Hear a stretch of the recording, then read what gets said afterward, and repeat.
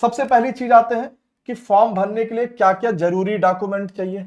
आप अगर रेलवे का कोई भी फॉर्म भरेंगे तो आपके पास आधार कार्ड होना चाहिए। ये रेलवे ने मैंडेटरी कर दिया, लेकिन ऐसा भी नहीं है कि आधार कार्ड नहीं है तो भर ही नहीं पाएंगे।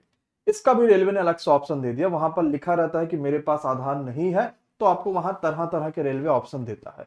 लेकिन अगर आधार कार्ड है ना, तो आपके लिए रेलवे का फॉर्म भरना बड़ा इजी हो जाता है, क्योंकि ज्यादातर चीजें वहीं से कवर हो जाती है और दोबारा लॉग इन करने में भी आसानी हो जाता है।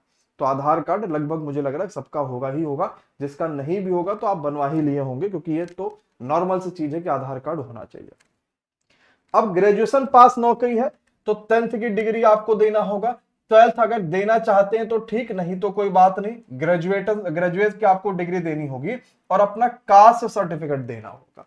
मतलब अगर आप जनरल के हैं तब तो कोई समस्या नहीं, लेकिन अगर आप ओबीसी के हैं तो ओबीसी का सर्टिफिकेट देना होगा। अगर आप ईडब्ल्यूएस के हैं तो आपको इसका सर्टिफिकेट देना होगा। अगर आप एससी कैटेगरी के हैं तो आपको इसका देना होगा, या एसटी के हैं तो आपको इसका देना होगा। और जो बच्चा एससी और एसटी में है इसके लिए तो कोई समस्या नहीं है, सर्टिफिकेट चाहे कितना भी पुराना क्यों ना हो लग जाएगा।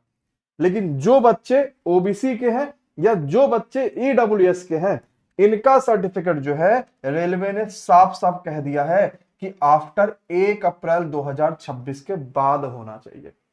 यहां पर देखो लिखा ना कि ओबीसी वाले बच्चे जो नॉन क्रीमी लेयर में हैं। अगर आप क्रीमी लेयर में आते हैं तब तो आप तो जनरली हो गए, आपको तो वैसे भी उसका फायदा नहीं मिलेगा।